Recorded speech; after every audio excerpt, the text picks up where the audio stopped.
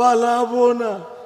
ওরে পালাবে না যায় না তবু দেখা, তাদের সারা দেশটা কেমন লাগে ফাঁকা ফাঁকা। চাচা অনেকদিন তো দেশের বাড়ি টাড়ি ঘুরে আসলে, তা দেশে যখন ছিলে তখন তো অনেক কিছু নিয়ে লিখালিখি করতে, তো এখন তো এই দেশের এই যে পরিস্থিতি কিছুই তো তোমার দেখছি না কাজ কাম করতে, কি কথাটা কি তুমি?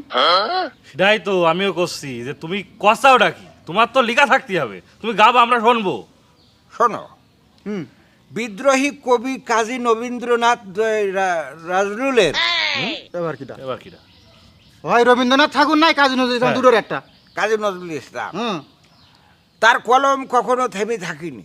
না বলছে কারা রইল ও কপাট, ভেঙে ফেলেও করো উপাট, রক্ত জমাট করে ফেলতে হবে। এটা বলেছে। কবি বলেছেন যা বলতে পারবা না তা বলবা না, এটা কবির কথা। আচ্ছা, আমিও কলম থামায় রাখিনি, আমিও একটা লিখেছি। তা সেটা কবা তো আমাদের